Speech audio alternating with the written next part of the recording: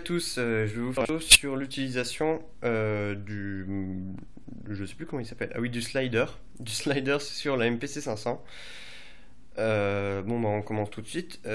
Du coup bah on fait mode slider.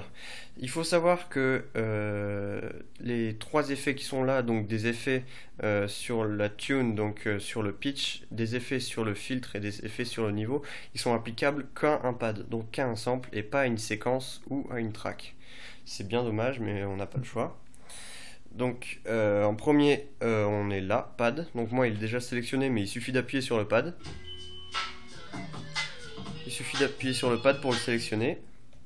Donc ensuite, comme on voit dans le mode tune, on peut sélectionner la plage de pitch. Donc au milieu ici, ça va pas modifier.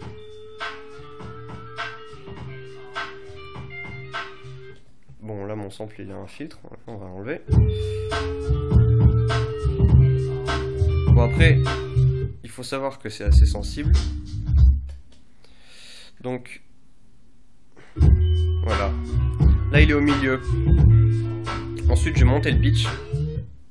Comme ça. Voilà. Après si on peut faire des effets, on peut aller par exemple de 0 à 120 pour faire un effet accéléré. Là.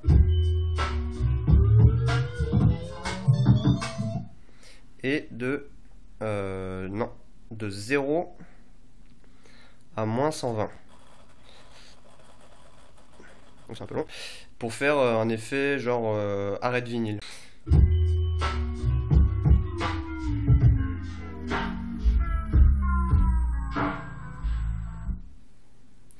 Voilà, donc ensuite, après, le mode filter.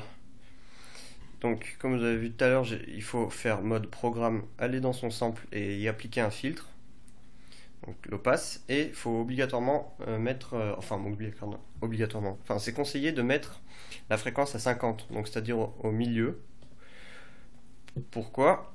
Je vais vous montrer. Parce que on peut faire varier au maximum la valeur de moins 50 ou plus 50. Donc en mettant la valeur du filtre appliquée au sample à 50, on peut influencer le sample sur toute la bande de fréquence. Donc là je suis en mode low pass, donc c'est à dire que ici il n'y a aucun son qui va passer, et plus je vais monter, plus les fréquences elles vont augmenter. Donc là il lit toutes les fréquences.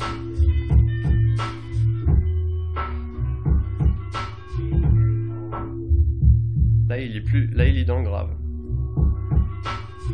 Après, si je change mon filtre, je le mets en bypass, donc c'est-à-dire la fréquence sélectionnée plus quelques-unes autour. Je suis toujours dans mon mode filtre. Là il lit que les basses fréquences. Il lit que celles du milieu. Il lit que les hautes.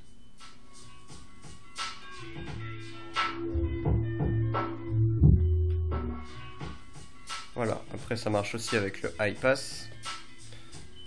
Hop, high pass.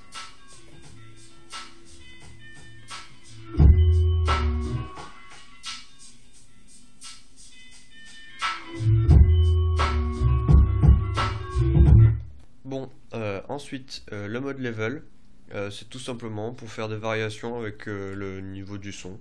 Donc bah, toujours de 0 à 100, après on peut partir par exemple de 50 à 100 pour faire un fondu pas total, bref.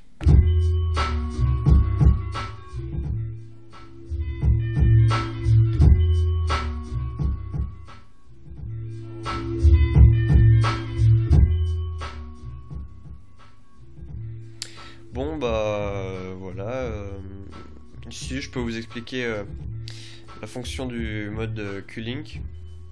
Donc c'est par exemple si vous avez enregistré un fondu sur votre piste si vous appuyez sur Q-Link activé, enfin le mode after là plutôt, c'est pas Q-Link c'est after, et si vous le laissez en haut, ça prendra pas en compte vos événements Q-Link enregistrés. Donc c'est à dire qu'au lieu de faire le fondu, si vous mettez le son au maximum, il jouera pas votre fondu. Et si vous l'enlevez, bah, il le jouera sans que vous ayez à toucher j'allais dire le potard, mais sans que vous ayez à toucher le fader, voilà. Bon bah voilà, je vous ai tout expliqué sur le mode slider.